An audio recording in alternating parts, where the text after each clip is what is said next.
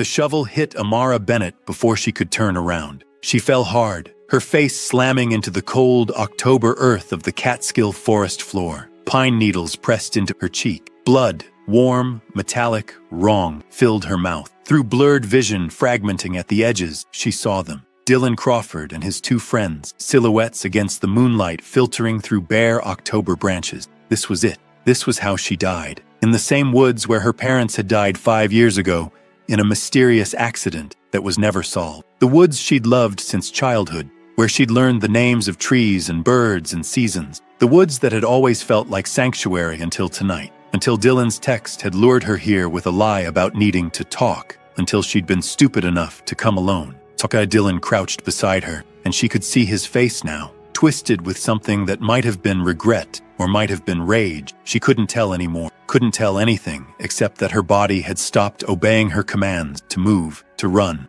to fight. You really thought you could just cut me off, Amara? His voice cracked. Block my number? Tell your friends I was obsessed? Pretend like what we had meant nothing? She tried to speak. Her mouth wouldn't work. Blood bubbled instead of words. You should have just talked to me. Should have given me another chance. Now look what you made me do. Brett Holloway shifted his weight nervously, his wrestler's build somehow smaller in the darkness. Dylan, man, we need to go. Someone might have heard. Shut up. Dylan's eyes never left Amara's face. We're not done here. Marcus Reed stood furthest back, hands visibly shaking even from where Amara lay dying. This wasn't supposed to. Dylan, she's not moving. We need to call someone. We're not calling anyone. Dylan stood slowly, gripping the shovel tighter, and Amara watched through failing vision as he positioned it like he was going to swing again. We're going to make this look like an accident. She was hiking alone, slipped, hit her head on a rock. Simple. No one's going to question it. They'll say she was careless, just like her parents. The mention of her parents sent a spike of rage through Amara's fading consciousness. She wanted to scream that her parents hadn't been careless, that their deaths had never made sense, that she'd spent 5 years trying to prove it wasn't an accident. But her body betrayed her. And darkness crept in from the edges of her vision like a tide she couldn't fight. Mom, Dad, I'm sorry. I'm coming. Before we continue, can I ask you something? Where in the world are you watching this from? Drop your country or city in the comments. I love knowing where our stories travel to. And if you're new here, please hit that subscribe button and give this video a like. Trust me, you're going to want to see how this story unfolds. Now let's continue. And in that exact moment, in a world separated by the impossible distance of 10 years, Kang Seojin sat alone in a modified Tesla sedan in an underground laboratory beneath Manhattan, surrounded by technology that shouldn't exist, his hand hovering over a red button that would shatter every law of physics he'd ever learned. On the wall behind him, muted news footage played on loop. Tech billionaire still prime suspect in triple disappearance. Wife and twin daughters missing 18 months, presumed dead. His hands shook so badly, he had to press them flat against his thighs. 18 months since Amara had vanished from their penthouse apartment with their 4-year-old twin daughters, Zoe and Isla. 18 months since police had found traces of blood in the living room and accused him of triple murder, despite having no bodies, no weapon, no evidence beyond the fact that he and Amara had argued the night before she disappeared. An argument about something so stupid, he couldn't even remember what it was, only that he'd let her walk away angry, let the last words between them be harsh ones. 18 months since his entire world had ended. The courts had frozen half his assets. The media had crucified him daily. His own mother had stopped taking his calls. But the worst part, the part that kept him awake every night, the part that had driven him to this moment of absolute insanity, was that he knew they were alive, somewhere, taken by someone, and no one believed him. So he'd done the impossible. $2 billion, the world's most brilliant quantum physicists, recruited in secret, paid enough to keep their mouths shut. 16 months of development while his trial dragged on, funded by the remnants of his fortune that the courts hadn't frozen. A machine that could fold space-time itself, that could take him back to the night before Amara disappeared.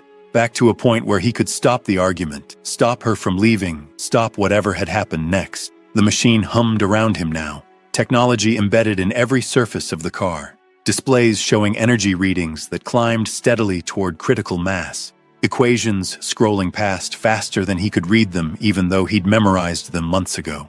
In the back seat, two wolves shifted restlessly. Ash, gray and scarred from the shelter where Seo-jin had found him 3 years ago, whined softly. Storm, younger and black as midnight, pressed against his brother for comfort. They'd been with Seo-jin through the trial, through the isolation, through the terrible months when he'd barely left this laboratory. They sensed something was wrong. "I know, boys," Seo-jin whispered in Korean, his voice cracking on the words. "I know this is crazy, but I can't just let them be gone. I can't." He pulled up a photo on his phone with trembling fingers. Amara laughing, her locks pulled back in the style she wore when she was working, holding their twin daughters on a beach in the Hamptons. Amara's voice in his ear from 1,000 remembered moments. "Whatever happens, we face it together. You and me and the girls. That's all that matters." Except they'd been torn apart. Stoon and the world thought he was a monster who'd killed his own family. Seo-jin closed his eyes, took a breath that shuddered in his chest, and pressed the button. The world exploded into light. The car lurched violently, and Seo-jin gripped the steering wheel as reality bent and folded and screamed around him. The laboratory disappeared, replaced by a tunnel of impossible colors, of time rendered visible, of every second he'd ever lived playing in reverse at speeds that should have torn his mind apart. The wolves yelped, their sounds distorted by the stretching of space-time itself. Seo-jin's stomach turned inside out, his vision fractured into 1,000 overlapping timelines, and for a terrible moment, he thought the machine had failed, thought it was going to kill him.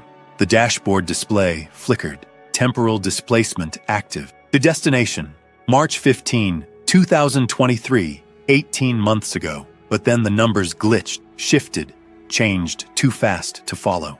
Error, quantum interference detected, recalibrating, new destination, October 8, 2014, 10 years ago. "No," Seo-jin breathed, but the word was lost in the roar of collapsing space-time. "No, that's wrong.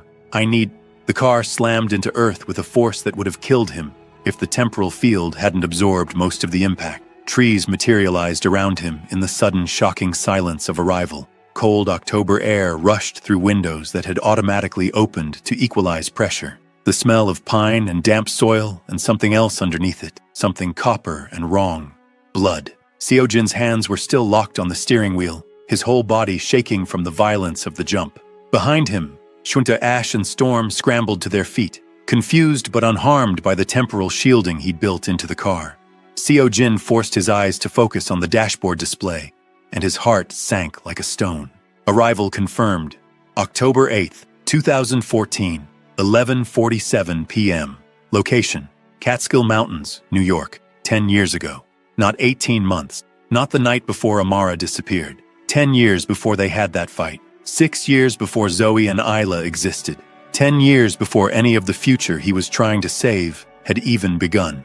"No," he said again, slamming his fist against the steering wheel hard enough that pain shot up his arm. "This wasn't— I need to go back. I need to recalibrate. I need—" Ash growled low in his throat, the sound cutting through Seo-jin's spiral of panic. Storm's ears flattened against his skull, his body going rigid in the way it did when he sensed danger. And then Seo-jin heard it. Voices, male, aggressive, close enough that they must be within 50 yards of where the car had materialized behind a thick stand of pines. And beneath the voices, something worse. The terrible silence where there should have been breathing, should have been a scream, should have been something. Every instinct from his 2 years of mandatory Korean military service kicked in before his conscious mind could catch up. Seo-jin opened the car door as silently as possible, stepped out into the cold October night, and gestured for the wolves to follow. They moved like shadows beside him as he picked his way through the trees toward the voices, toward whatever was happening that had made his wolves sense danger. What he found froze the breath in his lungs. A young woman lay motionless on the forest floor, her face pressed into the earth, blood pooling dark and terrible beneath her head. 3 men stood around her, one holding a shovel, the other 2 hovering with the nervous energy of people who just realized they'd gone too far, that the thing they'd done couldn't be undone. The one with the shovel crouched down beside her. "You should have just talked to me, Amara." Seo-jin's entire world stopped. Amara, the woman on the ground, even unconscious, even broken and bleeding, even younger than she should be, he knew that face, would know it anywhere. In any timeline, in any version of reality. Younger, 20 instead of 30, her locks shorter, her face rounder with the softness of college years not yet lived, but unmistakable. His wife, the mother of his daughters, dying on the forest floor 10 years before he'd ever met her. A branch snapped under Seojin's foot, and the sound cut through the clearing like a gunshot. All three men whipped around. For a moment that stretched into eternity, no one moved. Seojin stood at the edge of the trees, flanked by two wolves whose lips had pulled back from their teeth in silent warning. The three men stared at him with the dawning realization that they'd been caught, that the night had just gotten infinitely more complicated. Dylan Crawford recovered first, standing slowly with the shovel still gripped in both hands. "Who the hell are you?" Seojin didn't answer. His eyes were locked on Amara's still form, on the blood that kept spreading in the dirt. Chuka on the terrible stillness of her chest that meant she wasn't breathing right, wasn't getting enough oxygen, was dying in front of him. I said, "Who the hell are you?" Dylan took a step forward, trying to project aggression he clearly didn't feel. "This is private property. You're trespassing." "Leave," Seojin said quietly, his English carrying the accent he'd worked years to soften but never quite eliminated. "Now." Brett grabbed Dylan's arm. "Dude, are those wolves? What the? We need to go, we can't just leave her." Dylan jerked his arm free, but his voice had gone high with panic. "She'll tell someone, she'll what?" Seojin stepped forward, and both wolves moved with him in perfect synchronization. "Tell the police that you tried to kill her?" "Yes, she will. Unless you want me to call them right now, I suggest you run." Marcus was already backing away, hands raised like he could ward off the situation. "Dylan, man, I'm out. This is done.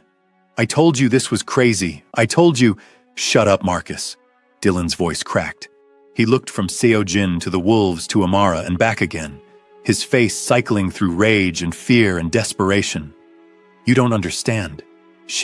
We were together.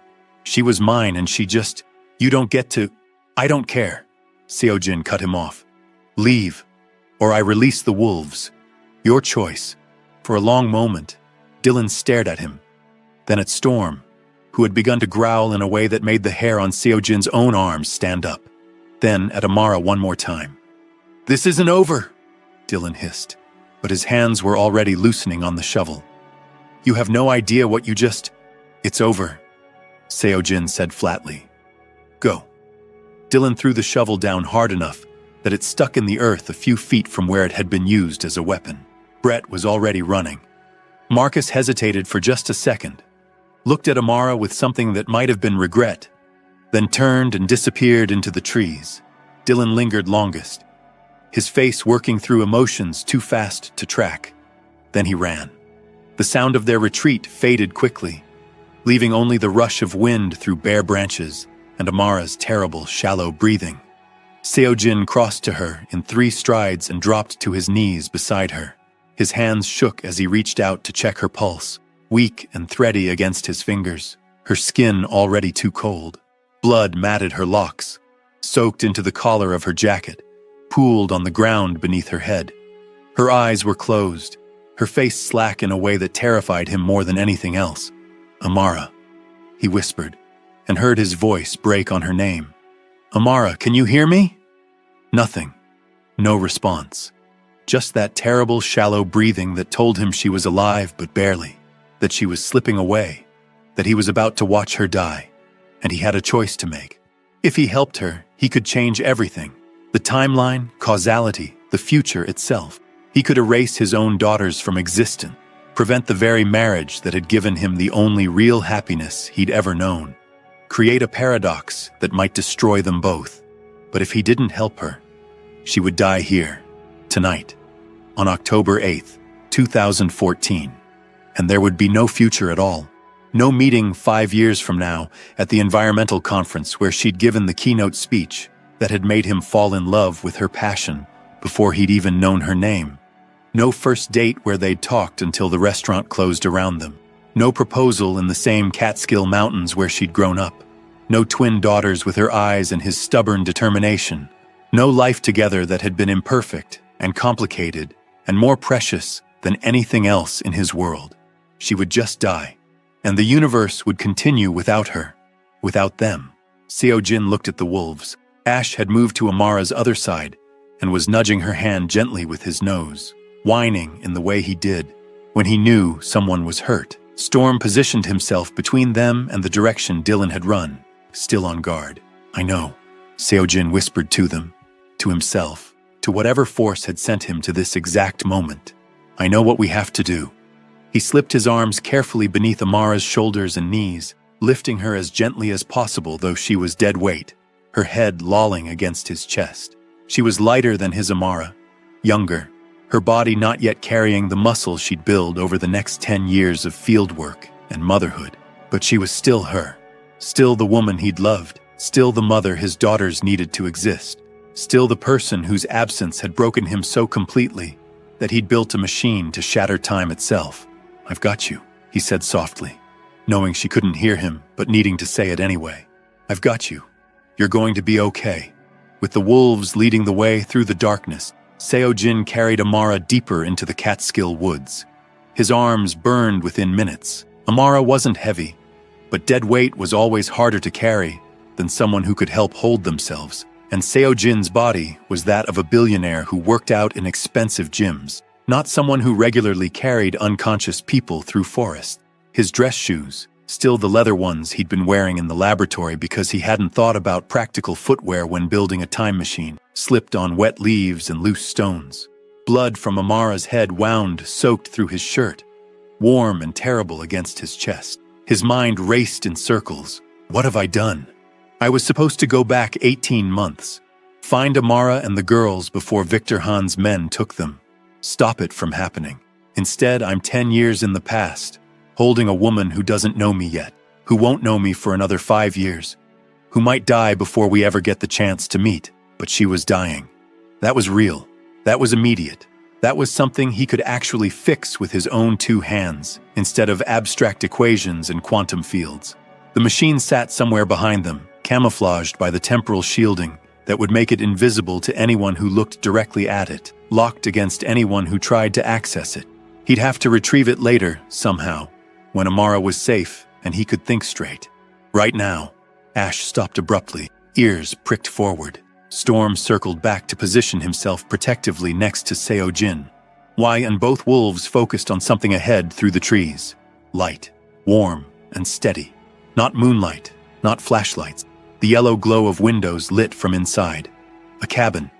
Seo-jin adjusted his grip on Amara and moved forward more carefully. The cabin materialized out of the darkness, small and rustic, smoke curling from a stone chimney, garden beds already covered for winter, a porch with rocking chairs that looked handmade. Lights burned in the windows. Someone was home. He had no plan, no story prepared, no explanation that would make sense. He climbed the porch steps and knocked. The door opened almost immediately, and an older black man stood in the frame. Late 60s, strong build despite his age, wearing flannel and work boots, reading glasses pushed up on his forehead.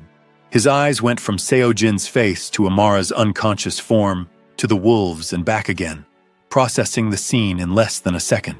"Good Lord," he breathed. Then, louder, over his shoulder, "Clara, get the medical kit, now!"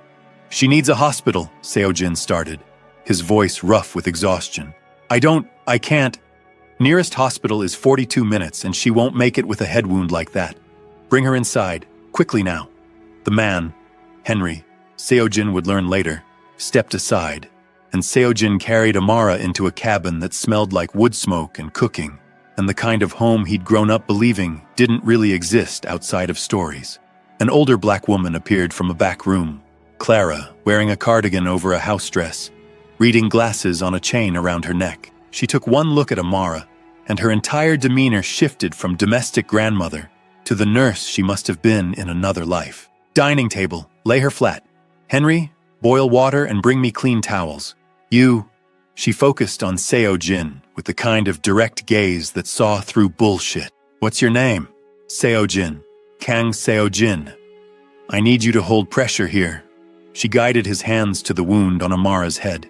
"While I assess the damage. Can you do that?" "Yes." "Good. Don't let up the pressure. Henry, move." For the next 40 minutes, Seo-jin watched Clara Washington work with the kind of practiced efficiency that spoke of years in emergency rooms, years of seeing worse and pulling people back anyway. She cut away Amara's blood-soaked jacket, checked her pupils with a penlight, ran her hands carefully over ribs and limbs, checking for breaks, took her pulse and temperature and breathing rate while calling out numbers that meant nothing to Seo-jin but clearly meant something to her. Henry assisted without needing to be told what to do, to bringing supplies and following Clara's rapid-fire instructions with the synchronization of decades of marriage. The wolves settled in a corner, watching intently but not interfering. Finally, Clara sat back on her heels and let out a long breath. Severe concussion, 3 broken ribs that I can feel, possible punctured lung, though I don't hear it yet. She's hypothermic, temperature's down to 94 degrees. Blood loss is moderate, not critical yet, but we need to get it stopped completely. Will she? Seo-jin's voice caught. Will she make it? Clara looked at him properly for the first time, and something in her expression softened. She needs a hospital, but moving her in this condition could kill her just as easily as leaving her might. We stabilize her here tonight, keep her warm, monitor her breathing. In the morning, if she's stable enough, we make the call about transport. But she could die before morning. Yes, Clara said gently, she could. Which is why you and I are going to spend the night making sure she doesn't. Henry, help me move her to the spare bedroom. Seo-jin, you look like you're about to fall over. When's the last time you slept? Seo-jin tried to remember and couldn't. Days, weeks, time had lost all meaning in the laboratory. I can't sleep, I need to. You need to be useful, Clara cut him off. And you won't be useful if you collapse. Henry's going to show you where to clean up. There's blood all over you. Then you're going to eat something because I guarantee you haven't done that either. Then you're going to help me keep this girl alive, in that order. Something about the firm kindness in her voice made Seo-jin's throat close up. He managed a nod. They moved Amara to a small bedroom that must have been intended for guests who never came. Clara started an IV with supplies that seemed impossibly well stocked for a cabin in the woods, explaining as she worked that she'd been an emergency room nurse for 30 years before retiring, and old habits died hard. Henry built up the fire in the cast-iron stove that heated the whole cabin. The wolves refused to leave Amara's side, settling on the floor next to the bed like sentinels. Seo-jin stood uselessly in the doorway, watching Clara adjust the IV flow and tuck heated blankets around Amara's too still form. His hands were shaking again, and he shoved them in his pockets so no one would see. You love her, Clara said, without looking up from her work. It wasn't a question. Yes, Seo-jin said, because there was no point lying. More than anything. How long have you known her? In some ways, forever. In others, I just met her tonight. Clara glanced at him then, and there was something knowing in her eyes. That's a strange thing to say. It's a strange situation. I imagine it is. She finished adjusting the blankets and turned to face him fully. That girl's alive because you found her at exactly the right moment. Whether you believe in God or fate or dumb luck, I don't much care. But I've seen enough in my years to know that sometimes people show up precisely when they're needed, and asking too many questions about why just gets in the way of accepting the gift. So I'm not going to ask you a lot of questions, but I am going to tell you this. If you want her to survive the night, you need to take care of yourself first. Can't pour from an empty cup, as my mother used to say. So go, wash, eat, then come back and help me keep watch. Seo-jin wanted to argue, but Clara had the kind of presence that didn't invite argument. And besides, she was right. He was running on fumes and desperation, and neither would keep him going much longer. Henry showed him to a small bathroom with old-fashioned fixtures and towels that smelled like lavender. Seo-jin peeled off his blood-soaked shirt and dress pants, catching his reflection in the mirror over the sink and barely recognizing himself. He looked like he'd aged a decade in the hours since pressing that button. His hands were stained red. His face was haggard. He washed methodically, watching Amara's blood swirl down the drain, trying not to think about timelines and paradoxes and all the ways this could go wrong. Henry left clean clothes outside the door, sweatpants and a thermal shirt that were too big in the shoulders but close enough. They smelled like wood smoke and detergent. When Seo-jin emerged, Clara had set food on the small kitchen table, vegetable soup and cornbread, simple and warm and exactly what his body needed, even though his mind insisted he couldn't eat. Henry sat across from him, nursing a cup of coffee, studying him with the patient gaze of someone who'd spent a lifetime reading people. "You gonna tell us what really happened out there?" Henry asked finally. Seo-jin swallowed a spoonful of soup and considered his option: lie and maintain the fiction that this was all somehow normal, or tell the truth and risk them thinking he was insane. "She was attacked," he said carefully. "3 men. Her ex-boyfriend and his friends, I believe so. I scared them off. With wolves." "With wolves?" Henry nodded slowly. "Those are trained animals, not wild. You raised them from pups?" "Rescued them 3 years ago. They've been with me ever since. And you just happened to be in these woods, with 2 rescue wolves, at the exact moment a young woman needed saving." It wasn't a question, but Seo-jin answered anyway. "No, I didn't just happen to be here. So you knew she was in danger?" "Not exactly. I was looking for something else, someone else. The machine."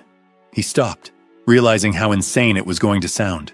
"I made a mistake, ended up in the wrong place, but it turned out to be exactly where I needed to be." Henry and Clara exchanged one of those married couple looks that communicated volumes without words. Clara spoke first. "You're not from around here." "No, I'm from..." "Where?" "The future, Manhattan, a timeline that might not exist anymore." "Far away, South Korea originally, but I've lived in New York City for the past 8 years. And you came all the way up to the Catskills to..." Henry let the sentence hang. "To find someone I lost. But like I said, wrong place, wrong time." Seo-jin met Henry's eyes. "I know how strange this sounds. I know you have no reason to trust me. But I swear to you, I'm not the one who hurt her, and I will do whatever it takes to make sure she survives." Henry studied him for a long moment. Then, "You military? Korean Army, 2 years mandatory service, combat engineering." "Thought so. You move like it. Should you carry yourself like someone used to taking orders and giving them?" Henry leaned back in his chair. "Clara and we've been out here 20 years.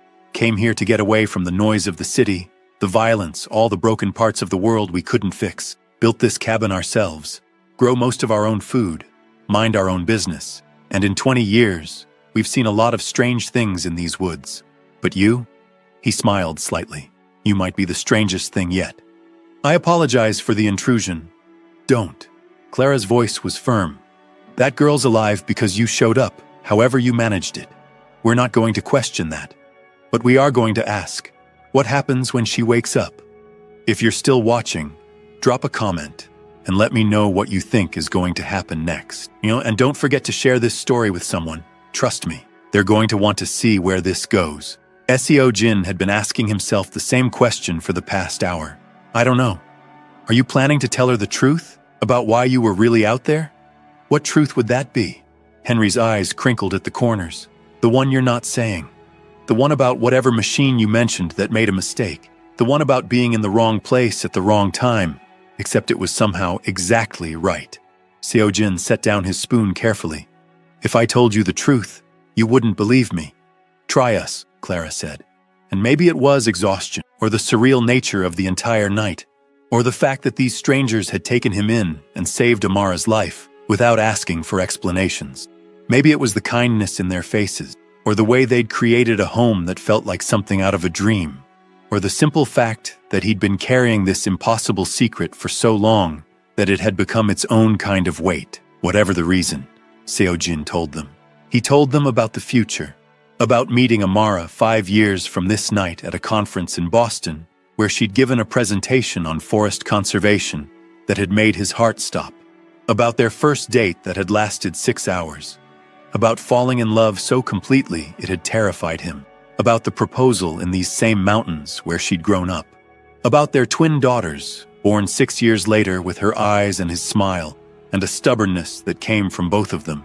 He told them about the disappearance, Sharon about coming home to an empty apartment and blood on the living room floor, about 18 months of accusations and trials and frozen assets and a world that had decided he was a monster, about knowing, somehow, bone deep, despite all evidence, that they were alive somewhere, taken by someone.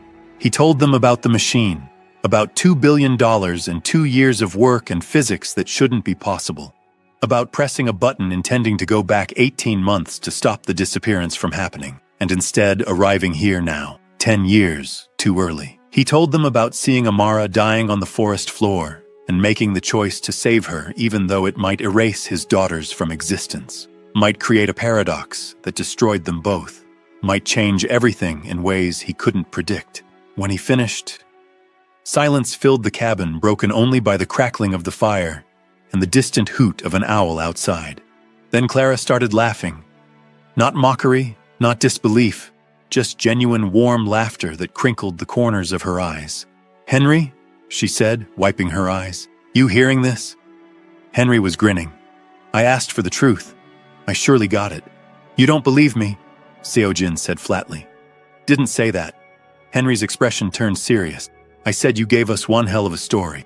Whether I believe it or not, well, I've learned in my 68 years that the world's a lot stranger than most people want to admit. I've seen things I can't explain, lived through moments that shouldn't have happened the way they did, and I learned a long time ago not to dismiss something just because it sounds impossible." Clara nodded. "I read a book once about a man who traveled through time to save the woman he loved. Story didn't end well for him, as I recall. He saved her, but he lost himself in the process." The words hit Seojin like a physical blow. What happened to him? He realized that you can't change the past without changing who you are, that every choice ripples forward, that love isn't about controlling time, it's about trusting it. They sat with that for a moment. Then Henry asked quietly, "So what are you going to do? Assuming your story's true, and I'm not saying it's not, you've got however long until your machine recharges. Days? Weeks? 72 hours and above?" Seojin said. 3 to 30 days, or even more. The temporal field needs to stabilize before it can make another jump. 3 days, Henry repeated. 3 days to decide whether you stay in this time or go back to yours. 3 days to figure out if saving her here changes anything about your future.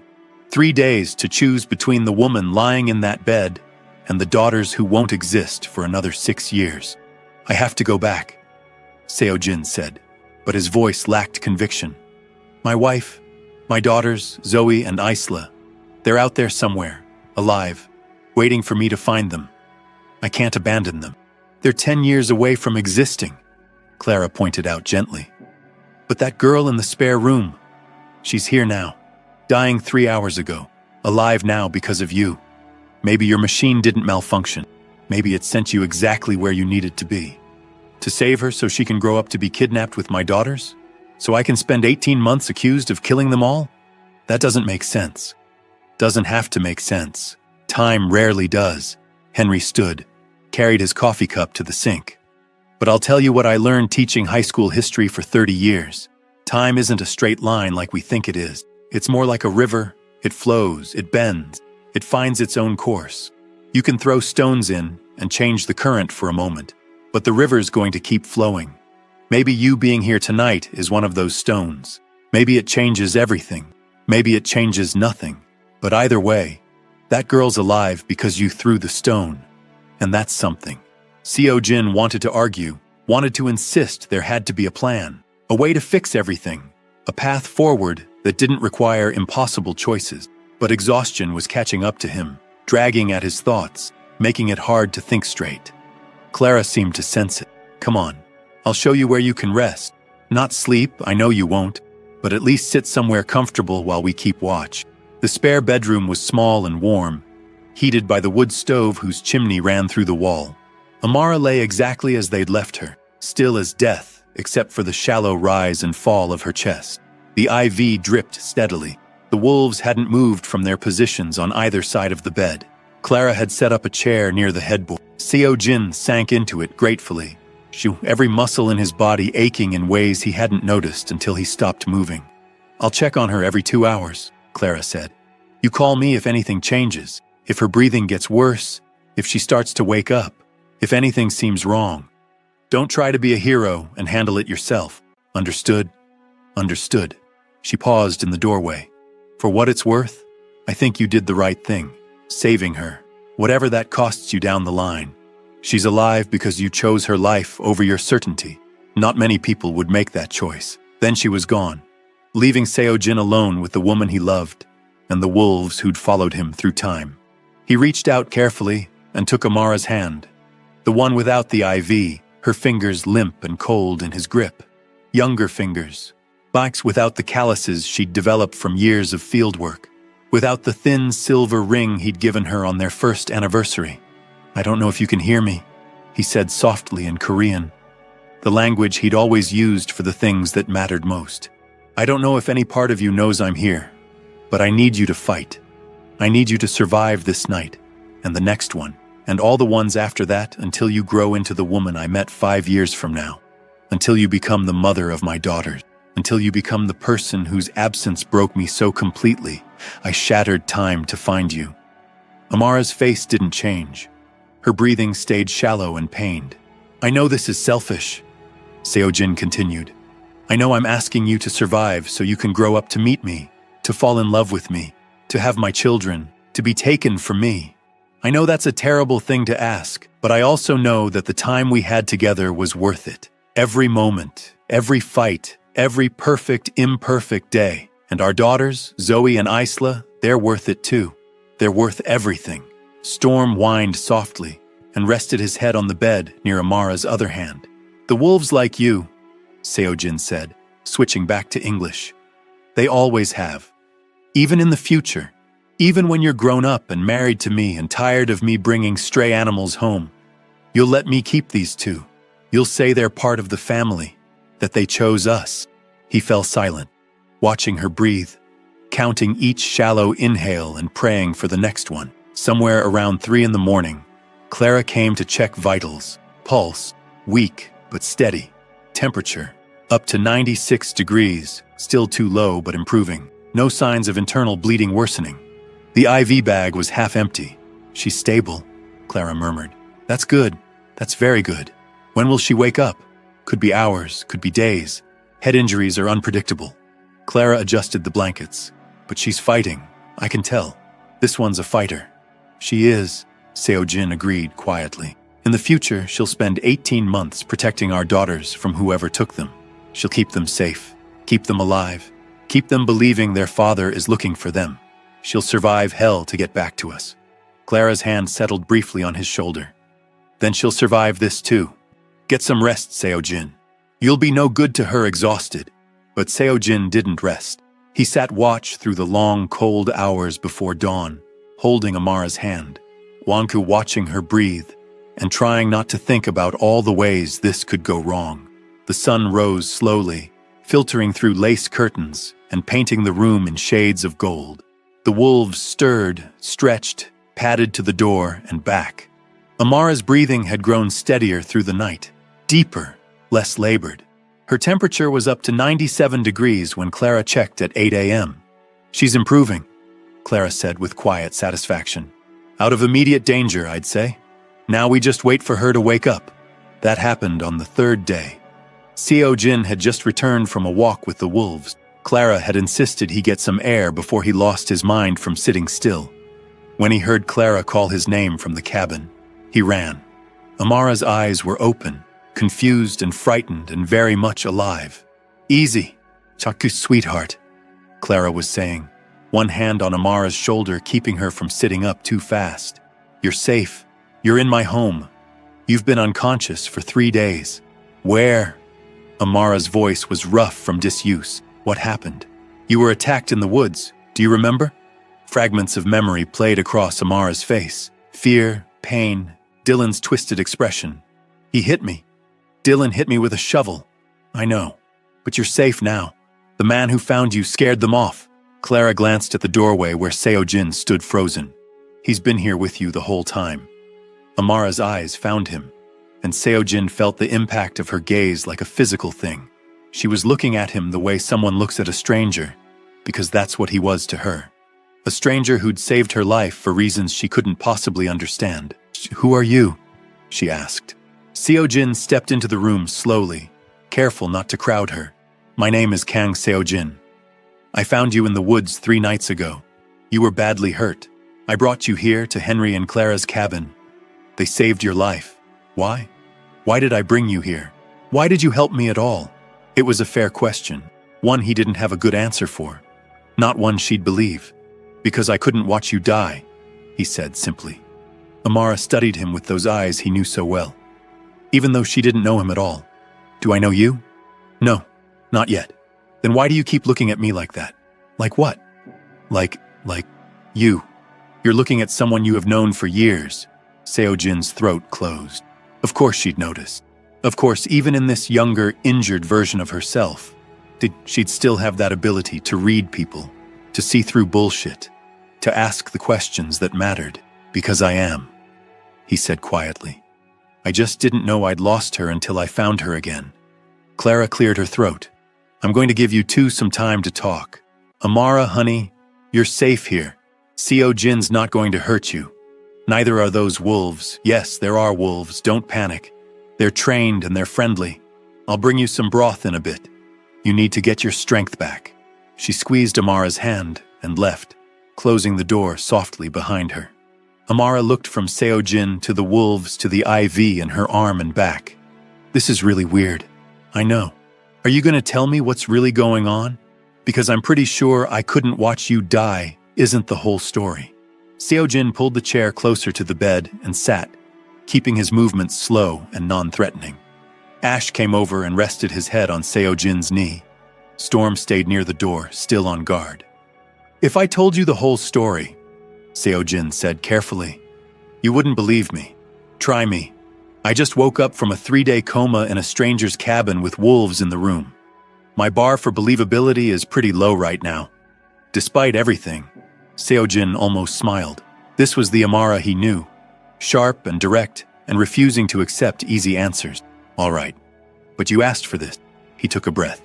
I'm from the future. 10 years from now, to be exact. I built a machine that can travel through time because the woman I love, my wife, and our twin daughters disappeared 18 months ago. I was trying to go back to stop it from happening, but the machine malfunctioned and sent me here instead, to this exact moment. And when I arrived, I found you dying in the woods. Silence. Amara blinked slowly. That's actually insane. I know. You're saying you're from 2024? Yes. And I'm your wife in the future? Yes. And we have twin daughters? Zoe and Isla. They're 4 years old, or they will be, or... He stopped, the temporal mechanics making his head hurt. Yes, we have daughters. Amara was quiet for a long moment, watching his face. Then, what's my name? My full name? Amara Bennett. You're 20 years old right now. You go to SUNY New Paltz, studying environmental science. Your parents died in a car accident in these same woods 5 years ago. You have a scar on your left shoulder from falling out of a tree when you were 12. You drink your coffee black and you hate mornings, and your favorite color is the specific shade of green that leaves turn in October. Amara's face had gone very still. Ma, how do you know all that? Because you told me. You'll tell me. 5 years from now, we're going to meet at a conference in Boston. You'll be giving a presentation on forest conservation, and I'll be there representing my company's environmental division. You'll make me laugh within the first 5 minutes. We'll talk for 6 hours after your presentation ends, and I'll fall in love with you before the night is over. That's... Amara's voice caught. That's a very specific story for something you made up. I didn't make it up. Time travel isn't real. It wasn't. Until I made it real. Why? Because I couldn't accept losing you, losing them. I couldn't accept that the world thought I'd killed my own family when I knew they were out there somewhere, alive, waiting for me to find them. Seo-jin's hands clenched in his lap. So I spent $2 billion and 16 months building something that shouldn't exist, and it worked. Just not the way I expected. Amara was quiet, processing. Then, if you're really from the future, prove it. How? Tell me something only I would know, something that hasn't happened yet. Seo-jin thought for a moment. Next week, you're going to get a call from your academic advisor. He'll tell you that you've been accepted to present at the Undergraduate Research Symposium in Albany. You've been working on a paper about wolf population recovery in the Catskills. You're going to be terrified of public speaking, but you'll do it anyway. And that presentation will be the first step toward the career that eventually brings you to that conference in Boston where we meet. Amara's eyes had gone very wide. I just submitted that paper 3 days ago. Before Dylan, she stopped. No one knows about it yet. My advisor hasn't even read it. He'll read it tomorrow. He'll call you next Tuesday at 2:15 in the afternoon. You'll be in the library when your phone rings and you'll almost drop it because you'll be so surprised. This is insane, Amara whispered. I know. If this is true, if you're really from the future, then you being here, saving me, you could have changed everything. What if I was supposed to die that night? What if by saving me, you erased your own future? I know, it's possible. Then why did you do it? Seojin met her eyes. Because I love you. I will always love you. In any timeline, in any version of reality, whether you know me or not. And I couldn't stand there and watch you die. Not even to preserve a future that might not exist anymore. If you're still with me, share this story with someone who loves a good plot twist. I promise, we're just getting started. The next week passed in a strange kind of suspended reality. Amara recovered slowly, her strength returning day by day. The broken ribs kept her moving carefully, and the concussion meant she tired easily. But Clara's nursing skills and Henry's gentle care saw her through the worst of it. Seojin stayed. Even though every logical part of his brain screamed that he should retrieve the machine and leave before he caused more damage to the timeline. But he couldn't bring himself to go. Not yet. Not while Amara was still healing, still vulnerable, still looking at him with that mixture of disbelief and something else he couldn't quite name. He made himself useful around the cabin, throwing himself into manual labor he'd never done in his life, chopping wood for the stove, fixing the leak in the roof that Henry had been meaning to get to, clearing the garden beds for winter, drawing water from the well. His hands blistered and his muscles ached, and he'd never felt more grounded in his entire life. Henry taught him how to split logs properly, how to sharpen an axe, how to read the weather by watching the way birds moved. Clara taught him to cook simple meals, stews and breads and things that didn't come from restaurants or takeout containers. The wolves adapted to farm life, protecting the chickens that scratched in the yard, playing with Henry's old dog, ranging through the woods and always coming back. Amara watched him from the porch when she was strong enough to sit up, so he could have wrapped in blankets against the October chill. She watched him split wood with the kind of focused determination that came from channeling grief into physical work. Watched him fail at cooking and try again. Watched him sit by the fire at night with the wolves at his feet, staring into the flames like they held answers.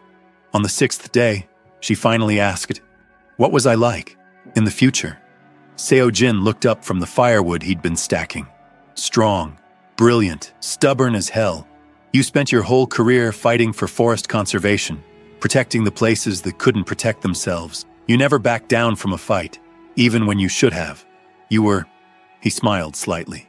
You were magnificent. Was? Are. Will be. He shook his head. Say tenses get complicated when you're talking across time. What about our daughters? What are they like?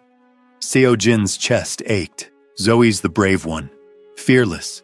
She'll climb anything, jump off anything, try anything once. She has your eyes and your laugh. Isla's quieter, more thoughtful. She notices things other people miss. She has my stubbornness, but your kindness. They're, his voice broke. They're perfect. Both of them. You miss them. Every second of every day. Amara was quiet for a moment. Then, I don't remember most of what happened that night with Dylan, but I remember you. I remember opening my eyes for just a second when you were carrying me through the woods, and I remember thinking I must be dying because I felt safe, and I hadn't felt safe in so long. Seojin crossed to the porch steps, sat down a few feet from her chair, close but not crowding. Dylan's not coming back. I made sure of it. How? I told him if he ever came near you again, I'd release the wolves, and he believed me. Would you have? Released them? Yes. Amara studied his face. You would have let them hurt him. I would have let them protect you. There's a difference, is there? Yes. Seojin's voice was firm. Protection isn't about violence. It's about making sure the people you love are safe, whatever that takes. Even if it means changing time itself, especially then. They sat in comfortable silence, watching the sun set behind the mountains, painting the October leaves in shades of gold and crimson. Then Amara said quietly, I've been thinking about what you told me, about the future, about us, and I don't know if I believe all of it. Time travel is still insane, but I believe that you believe it. I believe you're here for a reason, and I believe, she paused, I believe you saved my life not just because of who I am to you in the future, but because of who I am right now, and that matters. It does, Seo-jin agreed, but you're going to leave, aren't you? When your machine recharges. I have to. My daughters are depending on you to find them, I know. Amara wrapped the blanket tighter around herself. How much longer? 24 hours. The machine completes its recharge cycle tomorrow night. And then you go back to 2024 and hope they're still there waiting for you. Yes. What if saving me here changed things? What if you get back and find out Zoe and Isla never existed? It was the fear that had kept Seo-jin awake every night for the past week. Then I'll deal with it. But I have to try. Amara nodded slowly. I understand. I think if someone took my children, even children I haven't had yet, I'd tear the world apart to get them back too. The next evening, as the sun set on Seo-jin's last day in 2014, Clara made a special dinner, roasted chicken and vegetables from the garden, fresh bread, apple pie for dessert. They ate at the small kitchen table, all five of them, Henry and Clara, Seo-jin and Amara, and the wolves lying on the floor hoping for scraps. This is the best meal I've had in years, Seo-jin said honestly. Better than any restaurant in Manhattan. Henry grinned. That's because it's made with love, son. Can't get that from a 5-star menu. After dinner, they sat by the fire. Henry told stories about his years teaching, about the students who'd surprised him, about the way education could change lives if you gave people the space to learn.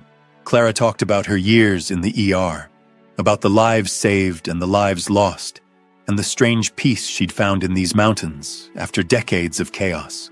Amara listened quietly, her eyes moving between the older couple and Seo-jin, something thoughtful in her expression.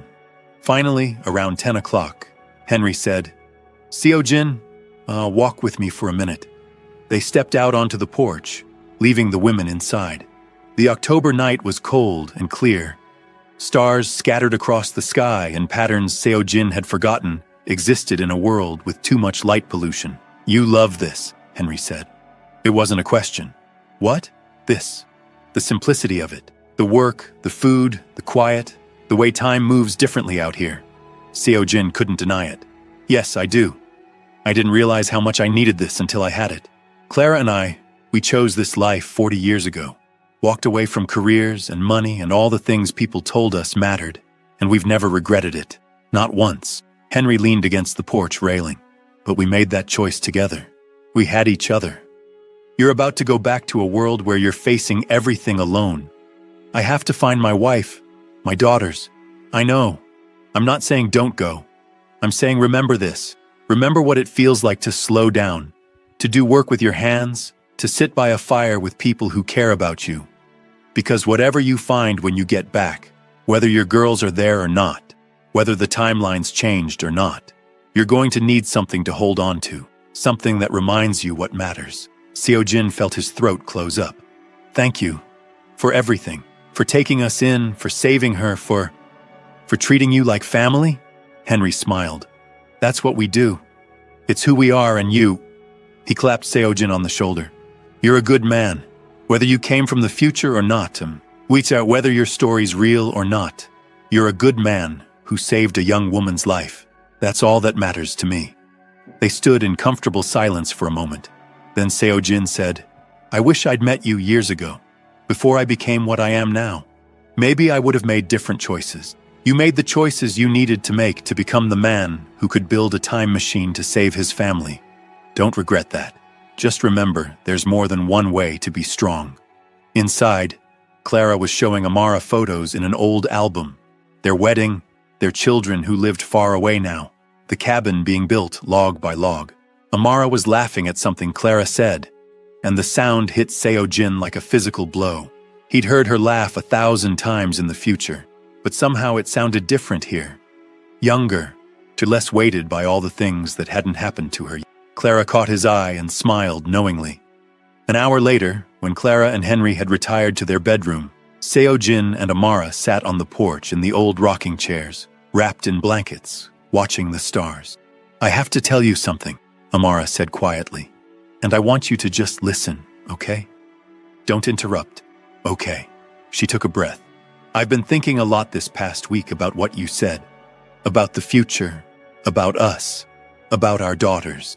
And I still don't know if I fully believe the time travel part. My brain keeps trying to find rational explanations. But what I do believe is this. Something brought you to those woods at the exact moment I needed you. Whether that's a machine from the future or just blind chance or something else entirely, I don't know. But you saved my life. And in the process, you showed me something I didn't know I needed to see. What's that? That it's okay to accept help. That it's okay to let people care about you. That being strong doesn't mean being alone. Amara's voice was steady. Dylan made me feel like I had to handle everything myself. Like asking for help made me weak, and I believed that. But this past week, watching you help Henry with the roof and learn to cook with Clara and just be part of something instead of standing apart from it, I realized that's what I want. Not to do everything alone, but to find people who make life worth living. Seo-jin swallowed hard. You'll find that. I promise. Will I find it with you? 5 years from now, yes. What if I don't want to wait 5 years? Seo-jin looked at her in surprise. What? What if I want to know you now? Not future me falling in love with future you. Me, right now, getting to know the person who traveled through time to save me. Amara, we can't. The timeline might already be changed, she finished. Right?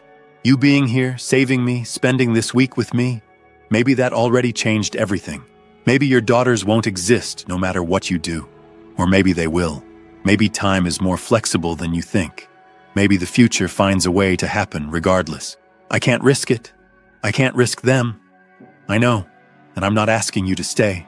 I know you have to go back, have to try to find them, but I am asking you to tell me the truth about one thing. What? Do you wish you'd never come here? Never saved me? If you could go back and land in 2023 like you planned, would you?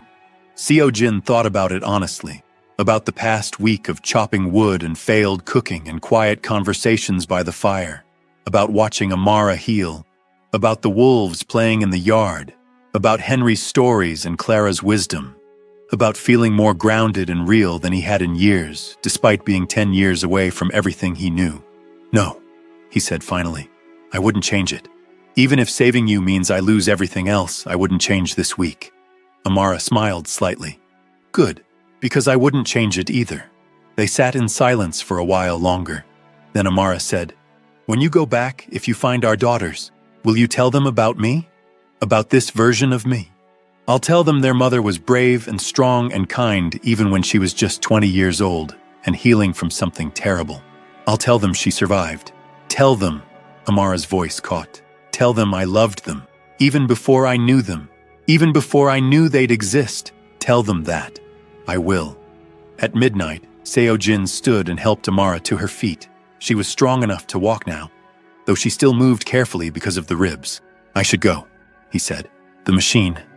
I know. Amara reached out and took his hand, and the touch sent electricity through him. Thank you. For everything. For saving me. For this week. For believing in a future where I'm strong enough to be someone's wife and someone's mother. You're already strong enough. You've always been strong enough. She stood on her toes, carefully because of the ribs, and kissed his cheek. Find them. Find our daughters. Bring them home. And when you do, tell future me that past me is rooting for all of you. Seo-jin's eyes burned. I will. He called the wolves. Ash and Storm had been sleeping on the porch, but they came immediately when he whistled. They'd miss this place, he thought. They'd miss the simplicity, the space to run, the old dog they'd befriended. But they followed him anyway, loyal as always. The walk back to where he'd left the machine took 40 minutes. It was exactly where he'd left it, shimmering slightly as the temporal field prepared for departure. The door unlocked at his touch. Seo-jin turned for one last look at the forest that had been his home for a week.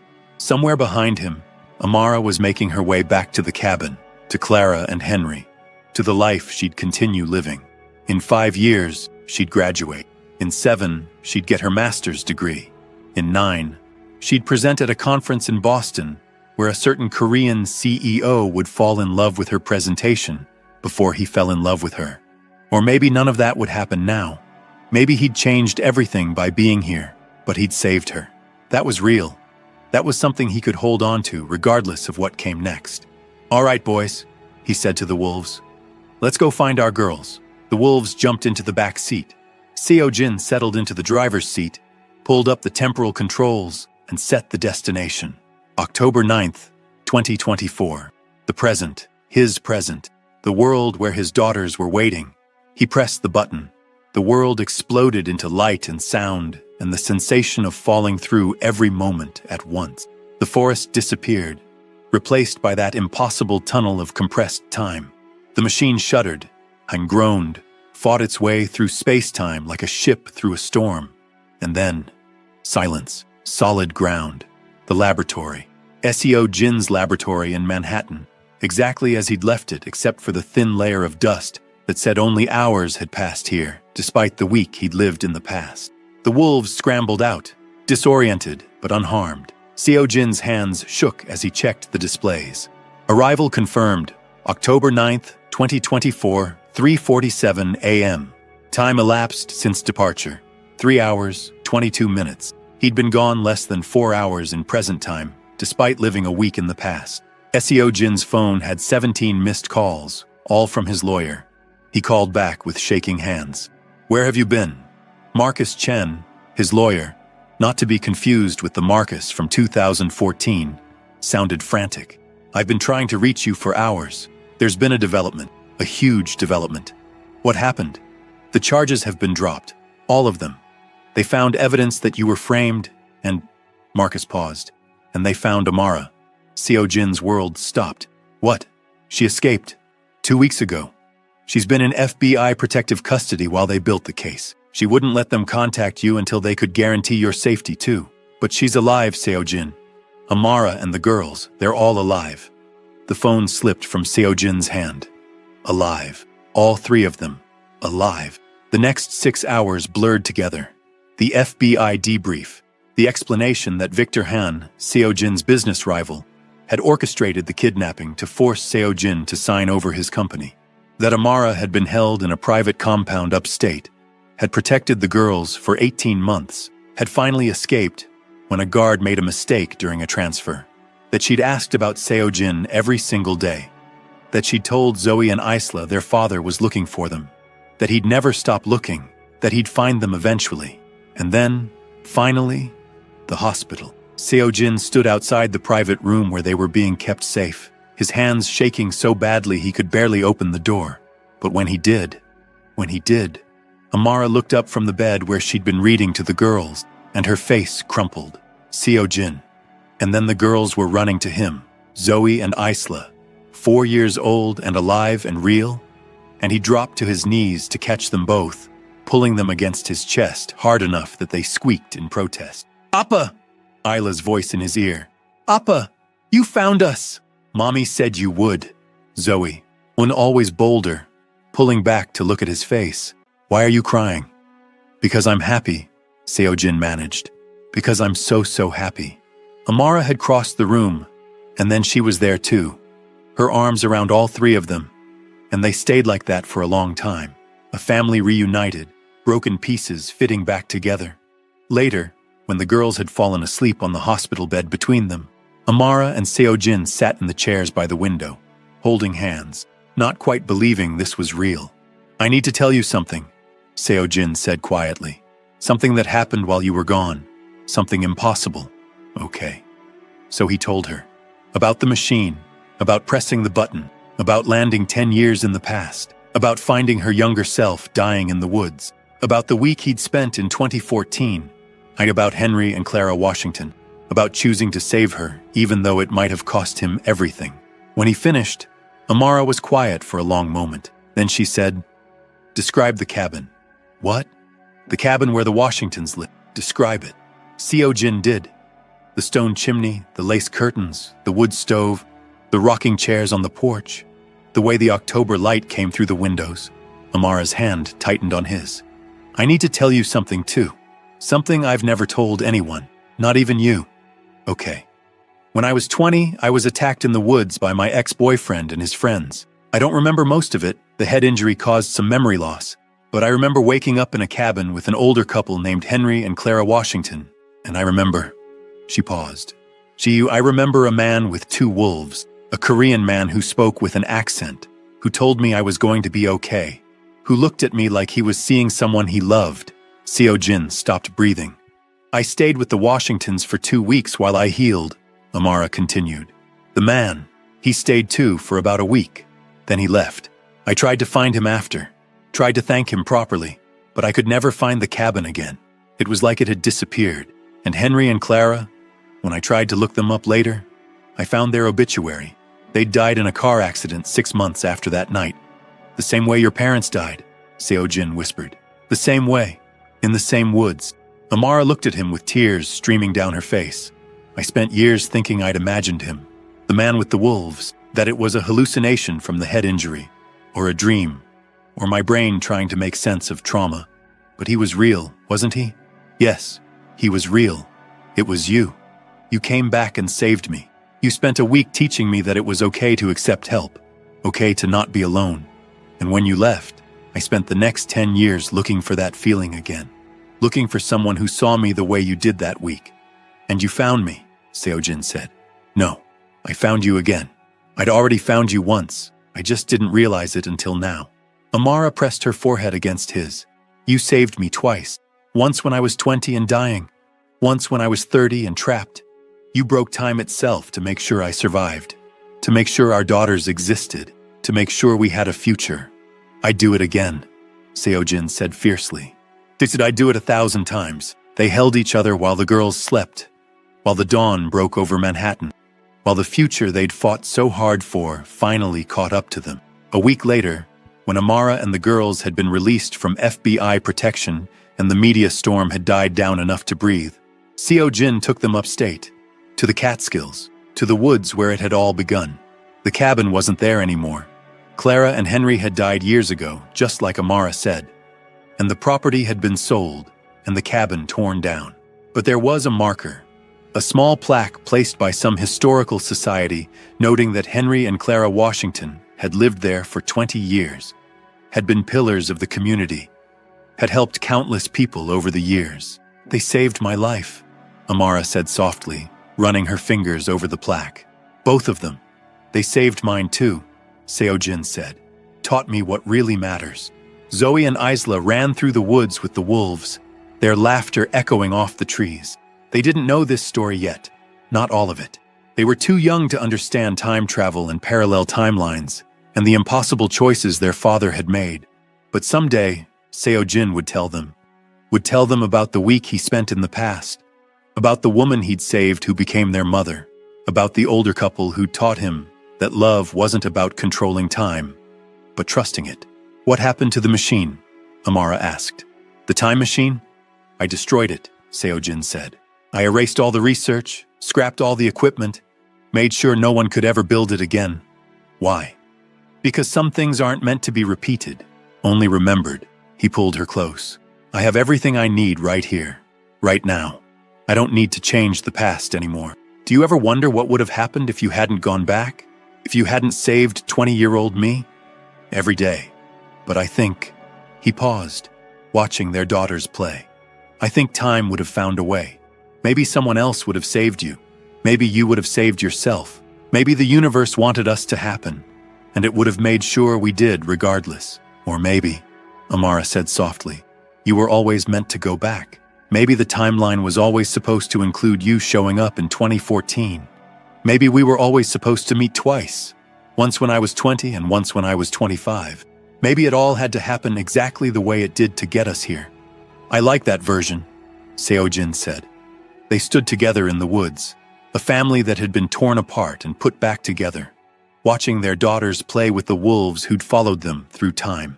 And somewhere, in some version of the universe, Henry and Clara Washington were smiling, because they'd been right. Time was like a river.